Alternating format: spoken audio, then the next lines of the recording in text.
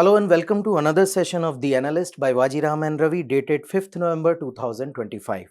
We have taken up important news and article from The Hindu and Indian Express newspaper and segregated the discussion into two parts, that is analysis and simplified. The first topic for analysis section is related to Indian Railways. Yesterday, we again heard of a tragic accident of goods train ramming into the passenger trains, causing death of more than 10 people and injuring more than 20 people. The second news is related to India and Israel relation, where the foreign minister of Israel is on a state visit to India, and India and Israel has inked a pact on defense, cyber security, and artificial intelligence. Topic for simplified section are listed below. So let's start our discussion. In a tragic accident yesterday, a passenger train collided with a goods train in the state of Chhattisgarh near Bilaspur railway station. This accident has caused loss of life of around 10 people and injuring more than 20. Why we have taken up this news article? Because GS paper 3 syllabus mentions infrastructure and railways are important part of it. So in this discussion, we will be looking at some prospect and status of Indian Railways. Further, we will look into some challenges pertaining to railway sector. Plus, we will also look into some suggestion as per some high-level committees constituted by Government of India. So let us start our discussion with the key facts related to Indian Railways. Now, since recent times, we are listening all about the railway accidents, derailment, collision, and other things. However, if we will look at the development of railway, especially in the past decade, it has been stellar. If you can see here, the network size, which is around 68,000 kilometers and ranks 4th in the world only after USA, Russia, China. So this serves as a major artery of connectivity and trade to the Indian economy. Secondly, the passenger connectivity. So on a daily basis, if you will see, Indian Railway hauls around 23 million passengers. So it provides a communication channel, or you can say a movement channel, to around 23 million people on a daily basis, thus contributing to the social integration and regional connectivity. Further, recently, Railway has pushed for the electrification of its broad gauge railway tracks, and achievement have been again stellar. 97% of broad gauge routes are now electrified, giving push towards the sustainable form of energy and lowering the dependence on the crude oil or the imported crude oil diesel hauled trains. Next is the freight share. Now, freight share is rising. So if you will look at the government data, the freight share in the railways overall operations has raised from 35 to 45%, and it is expected to rise further to 45% by 2030. Now, once you are hauling this freight through this electrified railway tracks, you are going to consume less fossil fuels. So at present, the freight percentage that railways carry in comparison to road transport carries more than 70% of total freight share. And the freight share of railways has gone down to 30%. So Government of India is targeting a 45% share, and once this share is achieved, we will be moving the freight with use of electric power, again towards sustainability. Lastly, government has released a data which highlights that there is nearly 80% of fall in accident cases between 2016 and 2021. However, NCRB data gives some contrary report regarding this, because NCRB data says that between 2021 and 22, there was a rise of 31% in the rail accident. So here in this infographic, you can see the revenue of railway is on a rise since financial year of 2016. It has reached up to 31.57 billion. So again, contributing to the economy at a steady pace, and which is rising. Now, if you will see only railways, not comparing it with roadways, the share of freight is 75%. The revenue through freight is 75%. While our interaction with railway is more with the passenger train. That forms only 20% of the revenue of railways. So earlier we were talking about the freight share of railway vis-a-vis other modes of transportation. Here, where we are targeting 45% share. Here we are talking about the total share of freight vis-a-vis the total revenue created by the government. So most of the revenue is coming through the freights, not passenger transport. Moving further, what is the scope? Because railways, once upon a time it was, if the data, government data is to be believed, it is the largest government sector employer till date. Apart from employment, it provides several other opportunities, like India is projected to account for 40% of the total global share of rail activity by 2050, which is a huge number. Secondly, the government has announced a 5,000 kilometer of metro rail network by 2047 in around 100 cities. Next is the passenger volume grew by 6% and 7 billion passenger annually. So 23 million passenger on a daily basis and 7 billion passenger annually, which is on rise. So what do you think?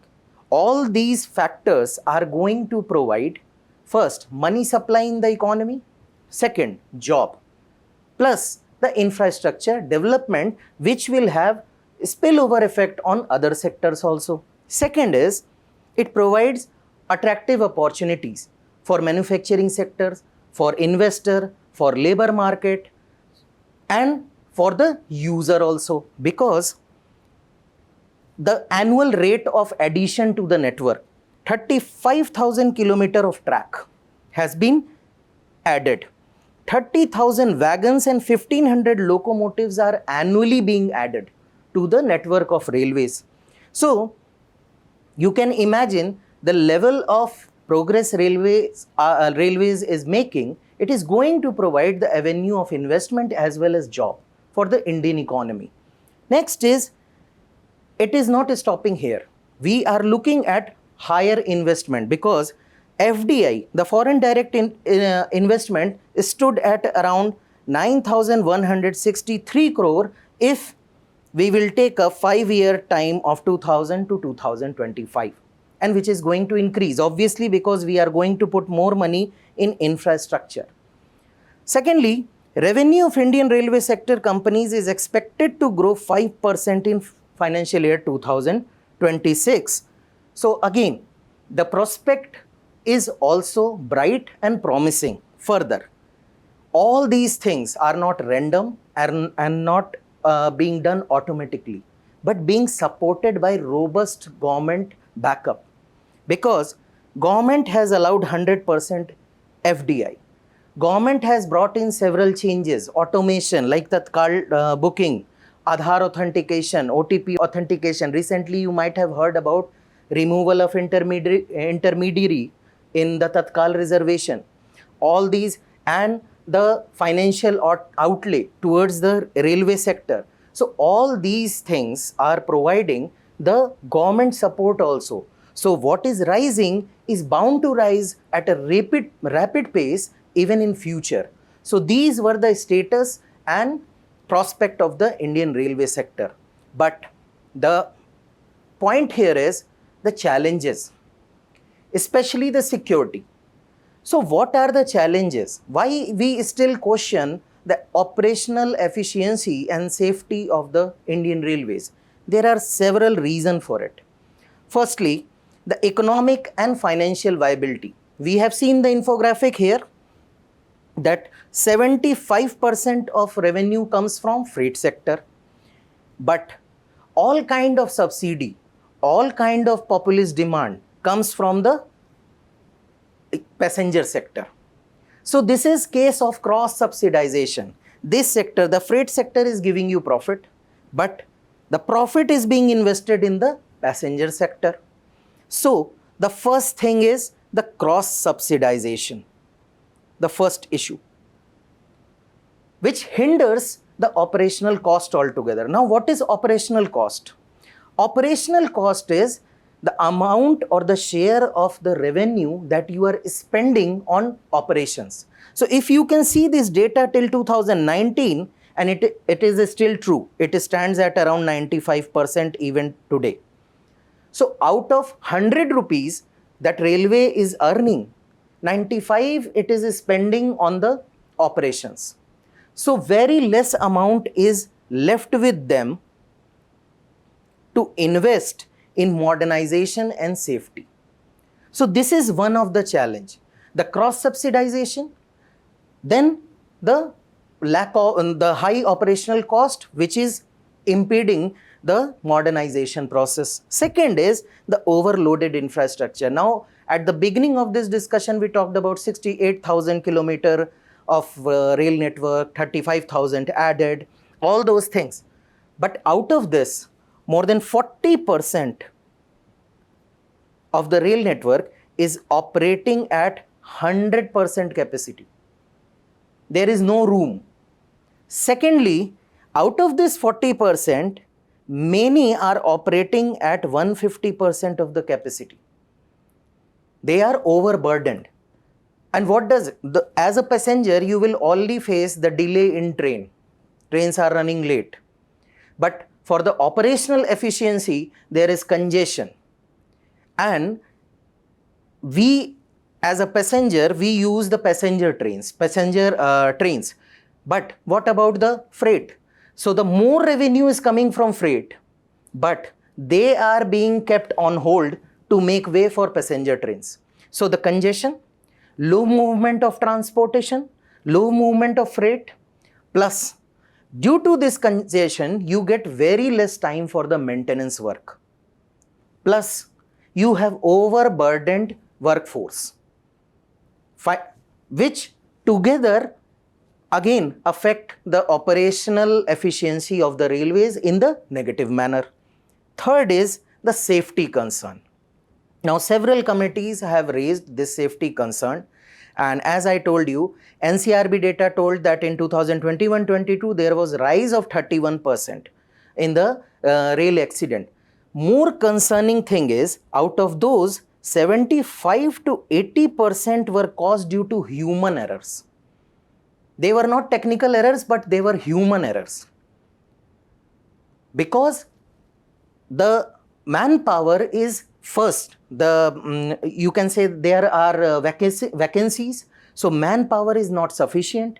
Even if there is manpower, they are overburdened. Third, they'll get very less time. Next, there is a slow pace of automation in the signaling system, in communication system, in rolling stock. We are using legacy technologies. So they combine to create the safety concern, and that is what the fourth point is: outdated technology and modernization lag. So on the mains line like Delhi Havda, Delhi Mumbai, Mumbai Chennai, all these main line, you will find rapid pace of modernization. However, once you go to the hinterland, you will find that the projects are delayed. So the legacy communication system, signaling system are hindering the safe operations of the railway and efficient operation of railway. Then comes the administrative and organizational issues. Now, it is a heavily centralized system. Most of the decisions are being made at the central level, railway board.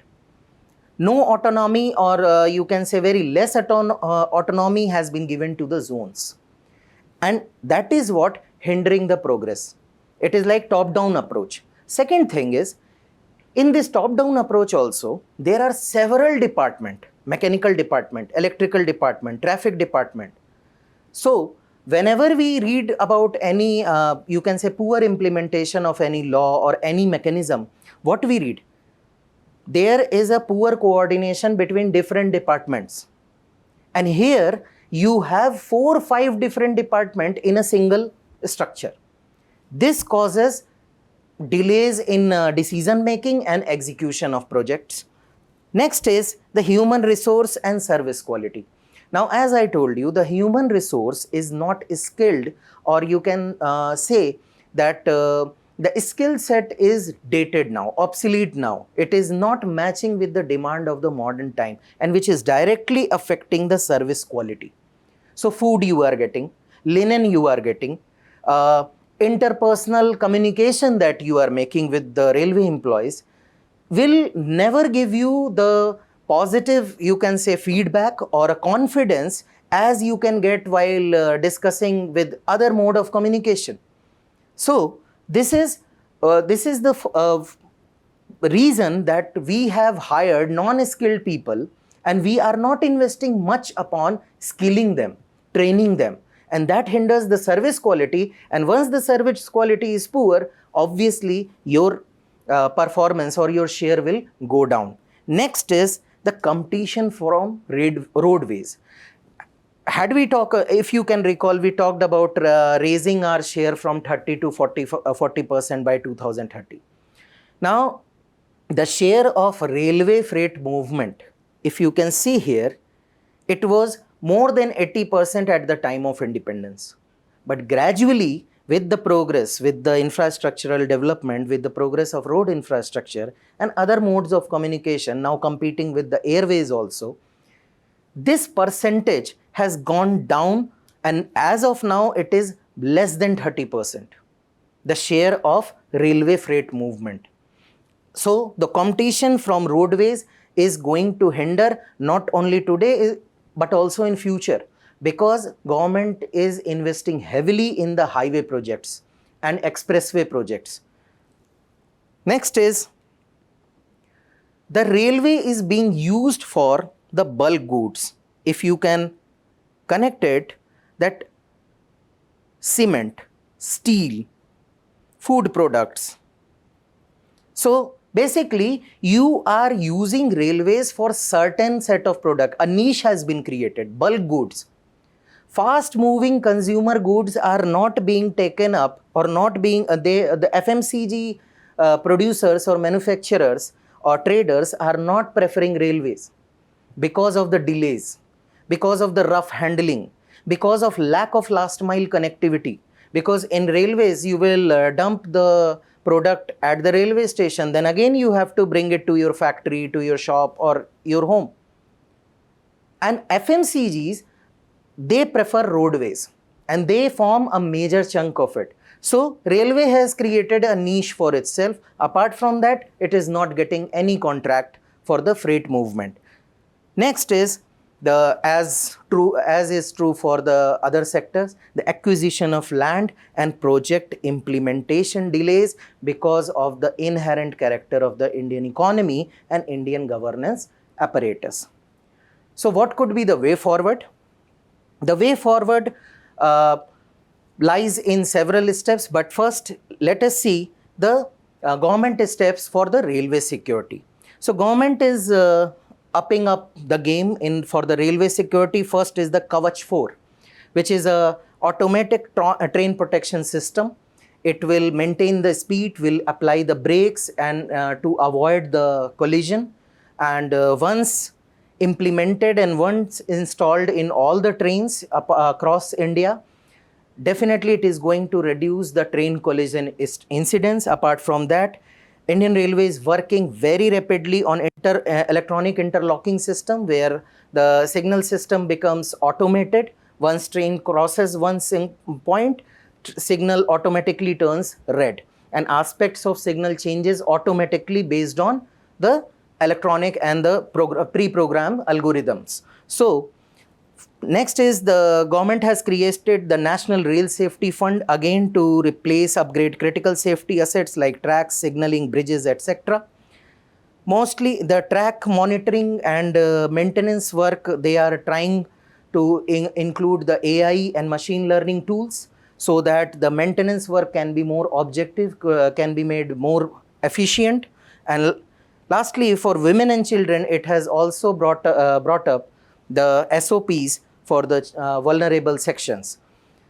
Apart from this, the Avataran target of railways, which targets the year of 2020, in its 7 goal, the Avataran target, the zero accident is one of the major target of railways to achieve 2030. Now, what else could be done? The first thing is you need to modernize the tech and you need to have the technological upgradation. You need to expedite the process. It is not that Indian Railway, Indian economy or Indian industry is lagging to provide modernization equipment. The point is that how fast we are going to implement them. So we need to expedite that process. Secondly, then we need to create a railway safety regulatory authority as suggested by Anil Kakodkar committee. Next, as suggested by Bibek Debroy committee, we need to outsource non-core activities. So the core activities like operations of railway can be managed by the Indian Railway Services officers. However, the non-core activities like running schools, running hospitals, running fooding, lodging, all these things can be taken care by the private entities. So this is what the suggestion of Bibek Debroy committee. Apart from that, Bibek Debroy committee also suggested to streamline and simplify the accounting process because it is way too complex. And it is way too complex to perform the financing and auditing and to understand something out of it. So the Bibek Debroy committee suggested to make it simple to have accurate cost and profit assessment of each product and service segment so that you can make objective policies for the future. Next is, as we talked about, it is heavily centralized and departmentalized. We need to decentralize, we need to give zones autonomy. With this autonomy, we need to ensure their accountability and thus the efficiency. So also a suggestion of Bibek Debroy committee to segregate freight and passenger operations and by creating 2 separate corporations, that is freight corporation and passenger corporation. Next is we need to boost freight revenue further because it is contributing around 75%. We need to spend more on and expedite the projects like DFCs, that dedicated freight corridors, so that we can raise more revenue, we can instill more confidence on traders and manufacturers that yes, we can deliver your product on time. Plus, we need to utilize the land parcels that railway holds for non-revenue purposes. In many projects, government has created some modern shopping malls and some cafeterias in the on railway stations, like giving up the first or second floor to the private entities. It should be more expanded. It should be more expedited. It should be well coordinated. If requires, create a new wing altogether to look after this or to outsource all this thing to a private entity so that you can generate some revenue and you should not be dependent only on freight or passenger traffic. Lastly, the human resource rationalization. First, fill the vacancies so that you can lessen the burden on the existing workforce. You can train them, you can reskill them, upskill them, and also you can maintain the workload management, ultimately contributing towards the better operations of the railways. So here is the main question for your practice. Question reads as, discuss the major challenges confronting the railway sector in India and suggest comprehensive measures to enhance its efficiency, safety and competitiveness. This is a 250-word, 15-marker question. Try to attempt it. The next news article is based on India-Israel relationship. So Foreign Minister of Israel is on a visit to India where he met the Foreign Minister of India and National Security Advisor of India. Further, Indian government signed a pact with Israel related to defense and cyber security along with the AI cooperation. Now, during a press conference, the Foreign Minister of India, S. Jaishankar, has shown his positivism towards the India-Israel relation and has termed it as a relationship based on trust and reliability. So why we have taken up this topic? Because of GS paper 2 and bilateral engagement and agreements between which involves India. And in this discussion, we will be looking at evolution of India-Israel relation, how it evolved, plus we'll be looking at some contemporary challenges that it faces, the relationship, and we will also look into some brief way forward. So what could be done to better this relationship or to streamline this relationship? So first and foremost thing, India and Israel, they did not start on a good track. So in 1947, India voted against UN partition plan of Palestine. Now you can clearly relate it to the partition of India. So Indian leadership had already borne the brunt of partition on the religious line. So basically leadership was not in favor of supporting another partition based on religious line. Second reason is, at the time of the partition, the world was already in the state of Cold War. So there were two blocks, USA and USSR.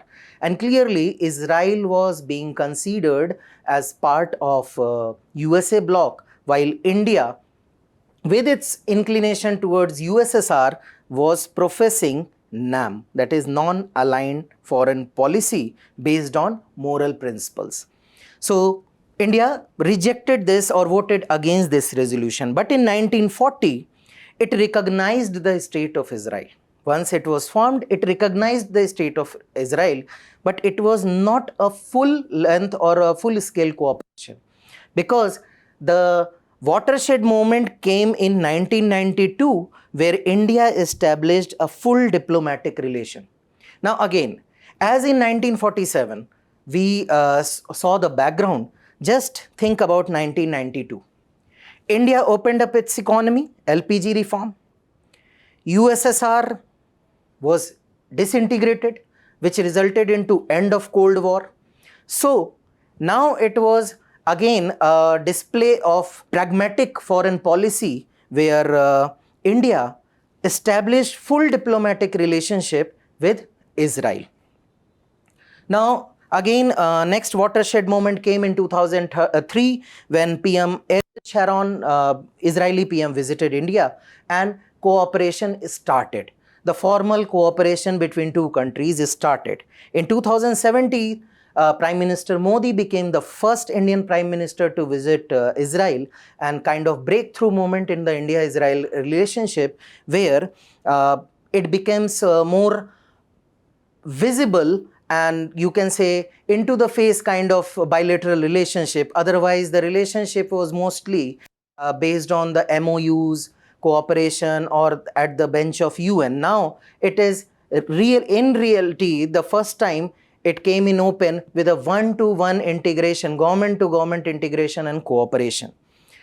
Then in 2018, India voted at UN against US move on Jerusalem. Now in this move, US decided, or US proposed to make Jerusalem, or to declare Jerusalem as a capital of Israel.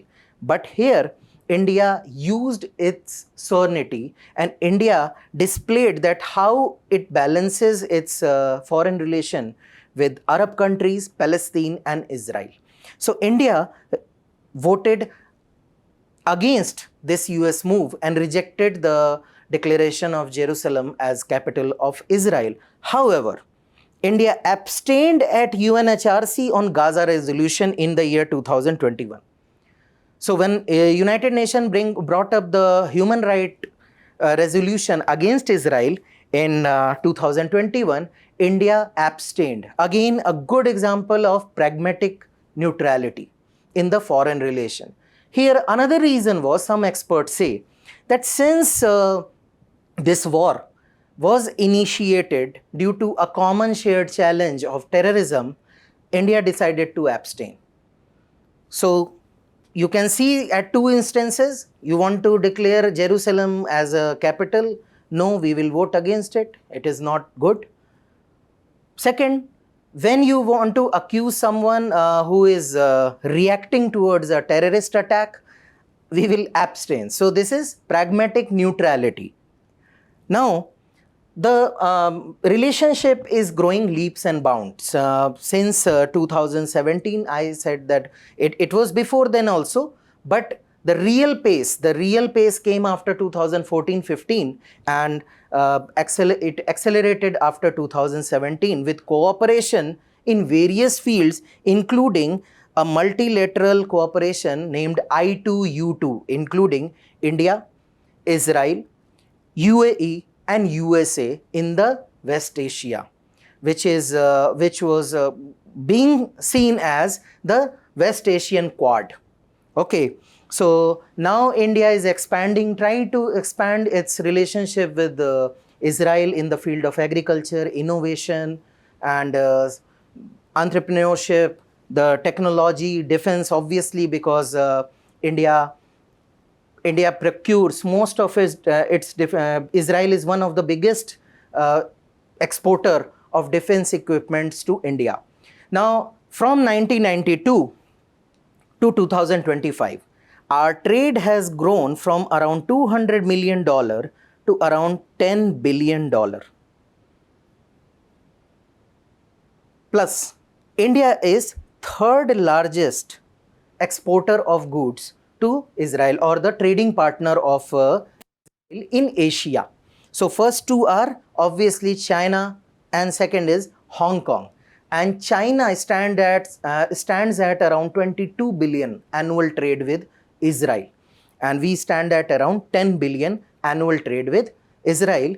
But the engagement with Israel is multifaceted, from defense to agriculture to water to climate to technological innovation. Every field we are engaging. In some fields we have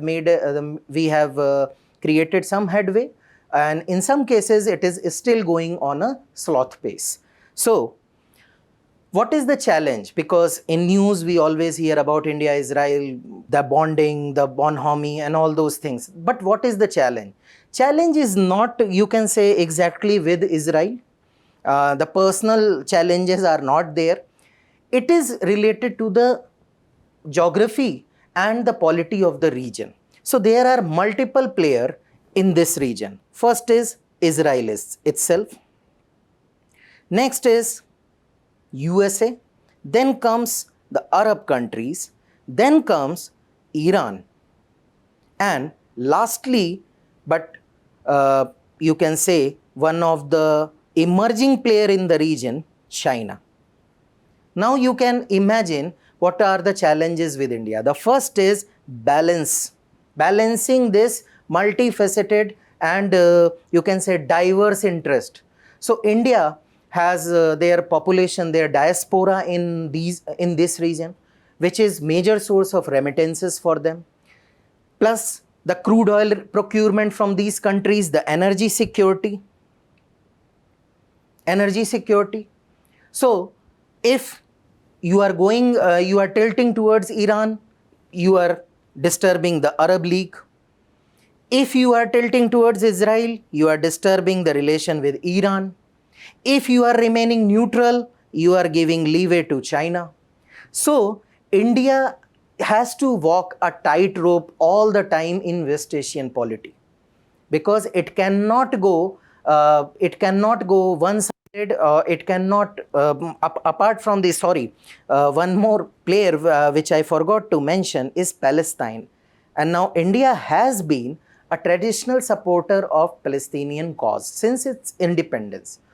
Now going against it altogether will not be in sync with the foreign policy that India has preached so far, which is based on moral principle. So it has to walk a tightrope. Plus the multilateral dilemmas. Now there are multilateral engagements like UN, OICs, Organization of Islamic Countries. So at all these multilateral platforms, India has to always tread carefully. India has to recalibrate and calibrate its responses. So this is the major concern for India. Next is any regional instability will directly affect India. So its diaspora is there, energy security is there, remittances from diaspora is there, plus the bilateral and multilateral engagements and investments are at stake. Next is the limited economic diversification with Israel. Now, as we talk about Israeli trade, the 10 billion amount, it excludes the defense procurement, but it is largely tilted towards the technology and associated field. Plus, if you will include defense, this is the largest, you can say, the trade which we are doing with Israel. So we need to expand this. As I told you, there are possibilities of agricultural technology, climate resilient technology, innovative technologies, because Israel is a powerhouse of innovative technologies in cyber security, AI, and everywhere. So we need to expand it. We should not be focusing only on defense and technology based trading. Next is this dependence on defense cooperation on Israel kind of makes India strategically vulnerable. Strategic vulnerability. Because in international relation, nothing is permanent. Only interest is permanent. And if you are hugely dependent on a single country, you are creating your own grave for the future. Because once this relationship will take a downturn, you are crippled. It will affect your strategic autonomy. Next is the domestic and political sensitivity. As I told you, India has traditionally supported Palestinian cause. And there are people who, you can say, the minority groups in India and the traditional historic Indian diplomacy or the foreign policy, it has always supported Palestinian cause. So sudden change in this stature or posture, which is in line with the Israeli posture, which is more aggressive and assertive. So it may backfire domestically, because you have preached moral-based foreign policy, but now you are aligning with assertive and aggressive foreign policy. So it will create resentment back home, because still the legacy of 70 years is there. People have the positive notion for the state of Palestine. Next is the technological and cyber security risk. So if you are cooperating with someone, obviously you are opening up your doors for the risk also, as we have seen in the case of Pegasus. Lastly, the Chinese influence. Chinese influence in the area is rising. Indian companies like ONGC, Indian Oil are getting some contract for mineral exploration, gas exploration in Israel. However, Chinese investments are many-fold more than the Indian investment. Chinese trade is more than double. Plus, China has been emerging as a major player in the region. If taking an example, the Saudi-Iran deal, which was brokered by China. So again, the Chinese influence is increasing. And once you will take the path of neutrality, you are giving leeway to China to make more stronghold there. Now, what could be the way ahead? The strategic balance that you have to maintain between the West Asia, Israel, Palestine, and other Arab countries. However, the national interest should come first. Next is the comprehensive cooperation, which should not be limited to government cooperation, but it should move ahead and include business to business and innovation partnership also. People to people engagement should be promoted, should be, you can say, incentivized, so as to integrate two countries in a better manner. Next is the economy and trade expansion should be there, including other fields like agriculture, water management, clean energy, and technology. For that, India-Israel FTA, which is moving in a pace, should be expedited. Then comes the we should be encouraging the joint research, and recently this MOU that has been signed, the defense pact between India and Israel yesterday, it mentions about developing the joint development of technology and technology share, and that is why this MOU is important from the perspective of India. This is the main practice question, that India-Israel relation have evolved from cautious engagement to a multi-dimensional strategic partnership. However, certain challenges continue to shape the trajectory of this relationship. You have to discuss. This is a 15-marker question of 250 words. Try to attempt this question. So the first news article in the simplified section is related to this news, which says the Supreme Court to review surrogacy ban on couples with one child. Now this is important from the perspective of your UPSC syllabus GS paper 2, which talks about mechanism, laws, institution and bodies constituted for the protection and betterment of vulnerable section. And we are going to cover some highlight of this news, and this news is related to one petition which contest the ban on the couples who are unable to born the second child. So the first child, the couple had the first child, but due to some biological reason or some other reason, they are unable to have a second child. Now, as per the Surrogacy Act of 2021, this is banned.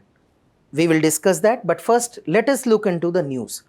So, Supreme Court has agreed to examine the law banning this right of the couples who want to have the second child through surrogacy.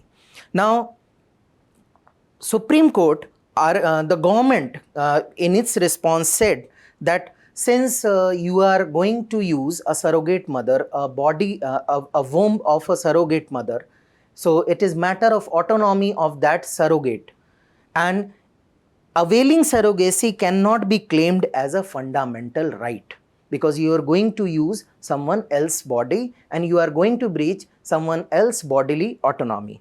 However, government said that we have provided exception that it should be availed only after all other options to attain parenthood have failed, including natural birth and assisted reproductive technologies. So you have to exhaust all the available options, then only you will be available to avail this.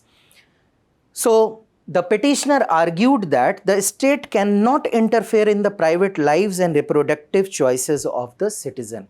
It is about the reproductive choices of the citizen, and again, government reiterated that exception for couples with a child who is mentally or physically challenged or suffers from life-threatening or disorder or fatal illness with no permanent cure has been provided. So what is it all about? This is about this provision of the Surrogacy Act of 2021. In the backdrop of the menace of surrogacy, commercial surrogacy, this law was brought in to regulate the surrogacy and to eliminate the, you can say, extortion or exploitation of surrogate mothers in the villages, in rural areas and backward area. So this law was brought in, and under this law, read this section C, point 2. The intending couple, those who want to have this parenthood or want to have a child, have not had any surviving child biologically. Once you have this condition fulfilled, only then you can adopt or surrogate the second child. So the primary condition is you should not have any surviving child biologically. Exception is nothing contained in this item shall affect the intending couple. Again, these conditions, that physically and mentally challenged or life-threatening disorder. In this exception you can have. Now petitioner argues that what if my first child is normal, but I am unable to produce another child and I want to have second child? Why I am being banned from having other child and state cannot interfere in my choice? So this is what the petition is all about regarding this law. So let us move on to see the key highlights of the Surrogacy Regulation Act of 2021. Now basically it was aimed in curtailing the compensatory surrogacy. So it allowed only altruistic surrogacy where only expenses will be provided and no compensatory amount will be provided. and it completely prohibited the commercial surrogacy. Further, it gave the mandate that only registered surrogacy clinic can conduct procedures and unregistered clinic are barred from it. Next was eligibility was defined for the intended couple, that they should be married more than 5 years, more than or equal to 5 years. Age for women was 23 to 50, while for male it was 26 to 55. And this was the provision that they should not have any surviving child. Only then they can adopt for surrogacy. Next, the eligibility of surrogate mother was also defined, that she should be married women of 25 to 35 years of age with at least one biological child of her own. Without it, she cannot go for this to become a surrogate mother, and can act surrogate only once, cannot use own gamete. Now this provision, that use of gamete, was removed in the amendment of 2024, but original act suggested that she cannot use own gamete. Now there is certificate requirement for essentiality as well as certificate required for abortion. So abortion was allowed, but you need to have written consent of surrogate mother and registered medical practitioner. Further, the legal status of child will be that he will be legally and biologically deemed to belong to the intended couple, not the surrogate mother, and entitled to all rights of natural child. So these were the provision brought in to control the menace of the, you can say, the commercial surrogacy. And in that, the particular condition that you can only avail surrogacy once you don't have any surviving child, or the surviving child has some mental health issues. So this is what the context of this news, and this is what is important from the perspective of your examination.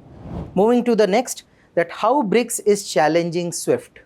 Now this news is about how BRICS countries are trying to find an alternative to SWIFT mechanism. Now what is SWIFT mechanism and what they are trying, we'll see.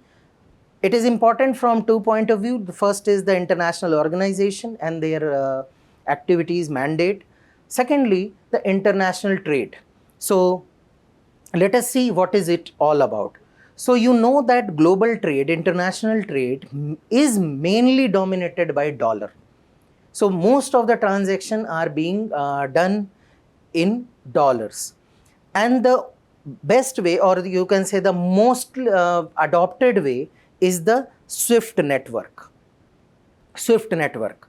So the BRICS countries, because whenever USA wants to contain someone, whenever USA wants to punish someone, it kind of puts in sanction. It freezes account. And since this over dependence on dollar for the international trade and transaction, it kind of creates a hurdle for many countries. So to diversify their option, BRICS countries came together to explore the possibility of any alternative to this SWIFT mechanism. We will understand what is SWIFT mechanism. Now, it first started with the Fortaleza Summit. So you know that Bretton Woods Institution, World Bank, IBRD, all those. The main challenge lies with the control of the developed countries. So with Fortaleza Summit, first time the New Development Bank, the BRICS Development Bank, and the Contingent Reserve Arrangement were made. And in principle, also it was discussed that we need an alternative payment, international payment system. And in 2006-17, again, the group BRICS countries, they again reiterated the need of enhanced cooperation in currency swap and all those mechanisms. Next came the Kazan Summit, where leaders underscored the importance of a strengthening of correspondent banking network within BRICS and enabling settlement in local currencies in line with BRICS cross-border payment initiative. So, again, reiteration of to find an alternative of SWIFT. Now, what is SWIFT? SWIFT is a network of, you can say, Basically, it is a messaging system. If you will see, it is a messaging system which includes or which involves around 11,000 institutions. So what happens here is, let's say you are the sender, your account is in SBI. There is someone who is in USA, who is a receiver, whose account is in Citibank. Now, how do you send money from SBI to Citibank? This is what the SWIFT does. So, you will come up with the account detail of this Citibank, your friend, which will have a SWIFT code. So, you will give it to the bank. The bank will send it to the SWIFT infrastructure, which will approve or deny your request, and the message will be transmitted and fund will be released. Now, pay focus on one thing. Fund is not transferred through SWIFT. Only message is transferred. So, unique code, SWIFT does not transfer fund but provide a secure method of sending transaction globally. So, it simply transfers a fund for, a message. How funds are transferred? For that, we use Nostro and Vostro account.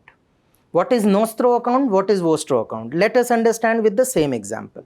You are using SBI. The person is using, let's say, Citibank, just for example. Now, this Citibank will be having one account in your SBI. Okay? Simultaneously, SBI will be having one account in Citibank. Okay? So, for SBI, the account in Citibank is Nostro account, and for SBI, the account of Citibank in SBI is Vostro account. So, the transaction is being done through these accounts. SWIFT is just a message transfer. Later, the fund will be transferred through Nostro and Vostro account. So, your bank account in foreign country, that is your Nostro account. Their bank account in your country, that is Vostro account. Now, what is the problem? The problem is, why this thing is there? Because this SWIFT infrastructure is being controlled by G10 countries, Central Bank of G10 countries. They are keeping an oversight on this. It includes country like Italy, Belgium, Netherlands. Now just imagine they are blocking transactions of India, China, Russia, much bigger economy. So control is with G10 countries. They are dollar dominated, and that's why these BRICS countries want a different set of arrangement to initiate or to give effect to their transaction in their currency and their terms and condition. And to the major thing is desire for greater financial sovereignty and reducing exposure to US sanction. So this is what the main thing is. To counter this US sanction and to counter this US threat of sanctioning, because the moment in Kazan, when BRICS members, they kind of exchange or unveiled the BRICS banknote, immediately the US president threatened with 100% tariff to BRICS countries. So to evade, to circumvent this threat, persistent threat, and to have their own transaction channel or network, they want to create, and everyone has. UPI is there, 7 to 8 countries are already using it. Similarly, Russia has its own payment system, China has its own payment system, and that is what the problem is. That is why we are not reaching to a consensus, because every country wants to make most of their own payment system. They want to project their payment system over the other payment system, and that is where this process is being delayed. So basically, again, SWIFT system, central banks, the G10 countries are controlling. Only message will be transferred, no money. Money will be transferred through Nostro and Vostro accounts. in foreign country and in domestic countries. The next topic is related to the CITES report, which has highlighted and which has suggested to the Indian government that it should immediately stop all kind of import of critically endangered animals. So important from GS paper 3 environmental conservation perspective. So what does it highlight? Now the site has, as I told you, the team went to have a investigation in the Vantara and Radha Krishna Temple Elephant Welfare Trust in the Jamnagar. Now the matter is that site itself, they allow the trade in the animals in certain category. But the government of India, the Wildlife Protection Act says that imports by India, that no zoo shall acquire, sell or transfer any wild or captive animal except from or to recognized zoo. So Wildlife Protection of India says that you cannot acquire, sell or transfer any wild or captive animal, any wild or captive animal from a zoo, apart from a zoo, or at some place which is not a zoo. So you have to procure your wild and captive animal from a recognized zoo, and you can only send your wild or captive animal to a zoo, not anywhere else. And here what it says, the finding of the CITES report says that there are instances and there are reported instances where this law has been breached. So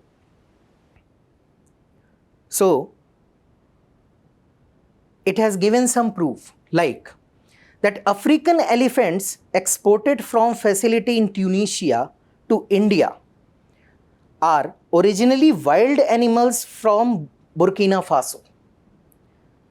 Okay, so what it says, that the Wildlife Protection Act, that a zoo can acquire an animal only from a zoo. But in this case, this Vantara, according, and the allegation is that Vantara has acquired an animal which is directly coming from the wild, not from zoo. Similarly, they have said that 363 animals were exported from Guyana to India. The source code given there is wild, while the purpose is given the zoo. Again, from wild bringing to zoo. But the Wildlife Protection Act says only from zoo to a zoo. You cannot take in an animal from wild. But now, to understand this, let us understand CITES. Now, CITES is you can say a global treaty with 185 signatory. India joined in 1976. Now, it regulates the global trade of the endangered species. Basically, it oversees and it oversees and regulates so that the endangered species should not be eliminated and should not be harmed. So it kind of creates a mechanism where there is an exporting country and importing country. So regulator from both exporting and importing country will give a certificate that it is fit to be exported or legal to be exported, and importing country regulator will give a certificate that it is fit to be imported or legal to be imported. Now in this case, they give certificate based on the source, where the animal is being sourced from. So in this case, the first case, the report alleges that the African elephant, the report says they are sourced from wild, or from Guyana, they are sourced from wild. Sourced from wild and delivered to the zoo, which is illegal. In the next finding, the report alleges that radiated tortoise, which fall in the highest protection category of the site, along with 40 iguanas. This is an interesting finding. These were first transit in Belgium, Germany. Okay, so from Belgium they went to Germany, and then from Germany they went to a zoo facility in Lome, Togo. So in Germany and Belgium, the certificate was trade. For trade purpose, they gave the certificate. Then it ended it into a zoo. But after a few weeks, this zoo transferred these animals to India, to these two organizations. Now CITES alleges that this is just rerouting to escape the law, because you have again procured animals which were not from a zoo, recognized zoo. But these allegations were there in the last month also, but Supreme Court committee gave a clean chit to Vantara regarding this. And let us see what happens when this CITES report unfolds and the investigative agencies will work on it. For your point of, for your perspective, CITES is important, which is the Convention on International Trade in Endangered Species of Wild Fauna and Flora. It was adopted in 73, entered into force in 75, 184 parties. India joined in 1976. And it has a legal status. It is legally binding, but does not replaces national laws. Works under the administration of UNEP, United Nations Environment Program, headquartered in Geneva. Now there are three appendix. The first is the threatened with extinction, as we say, radiated tortoise. Appendix 2, not yet threatened but have this possibility. 3, unilaterally listed by some country for the international cooperation, that some country demands that please be careful about the trade of this particular species, we want to protect it, then that will be kept in appendix 3. Now the next news article is based on this news, which is related to Umngot water in the state of Meghalaya, again related to environmental conservation. Now due to a highway project nearby, the characteristic of this Umngot river or river, you can see that you can see the reflection of boat at the bottom of the river. This is famous for its crystal clear water. Why? Because once originating in the Jayantiya hill, it flows over a limestone subsurface, and limestone acts as a filter, removing all the impurities, and that is what the reason of the crystal cleanliness of this water. Further, the dissolved oxygen content is very high in this. So algal growth is prohibited or inhibited. Next, it forms a natural border with Bangladesh and also commonly known as Daki River, because a stream known as Daki River also meets and some places they call it Daki River, some places they call it the Umngot River. And it is the boating, fishing and tourism is the major livelihood resource. And earlier also in 2021, a proposed hydroelectric project was vehemently opposed by the locals, and this project had to be scrapped. Now in this case, in October-November month, after the passage of the monsoon season, the water gets cleared. This crystal clear character of water comes back. But this year, the water is still muddy. And residents say that because of the dumping of this road project, dumpings and construction material of this road project, this is responsible for polluting or the dirt in the Umngot River. So again, they are protesting and they are accusing National Highway Authority, National Highway and Infrastructure Development Corporation Limited, for negligence and creating trouble for the local people and economy. So that is what is important from your perspective, the Umngot or Daki River. The next news article is related to the NGT and the recent Hyderabad bus accident which claimed 19 lives. And this news article is based on a very kind of disturbing finding that this road widening, this road where this accident has happened, this road widening project has been held, or you can say has been banned or stopped by NGT since last 8 years. So there is a stretch of around 44 kilometer, and National Highway Authority of India, they were widening this road, but due to some environmentalists, because in this stretch, both sides of the road have banyan tree.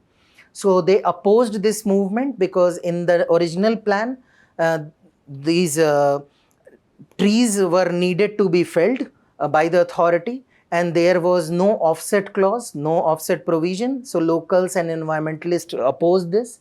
They protested, and then they reached out to NGT, and NGT kind of stayed this road widening. And the day when this accident happened, that was the day of final hearing of that road widening project. Now Nahai has to say that they have submitted alternative plan, and they have also made an outlay of 900 crore for this 46-kilometer stretch. However, environmentalist and NGT says that this alternative plan does not include the offset, or they are just talking about few banyan tree, not others. So now this mudslinging is going on between two, and this was the final hearing, the day when this accident happened. So from your examination perspective, the National Green Tribunal is important, which is a statutory body formed under NGT Act of 2010 and has principal bench in New Delhi and regional centers in Bhopal, Pune, Kolkata and Chennai. And it operates under the concept of natural justice, and its composition includes a chairperson who could be a retired chief justice, a retired Supreme Court judge, or a chief justice of a high court. So Supreme Court judge retired or chief justice of the high court by the central government, in accordance with the discussion or the consultation with the Chief Justice of India for the chairperson. Chief Justice of India gives his or her recommendations, and tenure is 5 years or until age of 70. For other judicial member, 10 to 20, the maximum length strength is 20, minimum is 10. Supreme Court and High Court retired judges appointed by central government, and here the recommendation of CGI is not required. And age criteria, tenure is 67 for High Court judges, 5 years is the same criteria, and 70 years for the Supreme Court judges. Apart from this, there are expert members who should have master's degree in the field of science, environment and technology, and 10 to 20 member again appointed by central government with 5-year tenure or 65 years of age. Important thing is that principle of natural justice, the jurisdiction of NGT covers these important environmental laws, that is Water Prevention Control, Air, Environmental Protection Act, Forest Conservation Act, Biological Diversity Act and Public Liability Insurance Act. However, two important acts are not covered under the NGT Act, that is the Forest Rights Act and Wildlife Protection Act. So these are the two important environmental laws which are not covered under the NGT. So that's all for today. Stay tuned for more such updates. Thank you.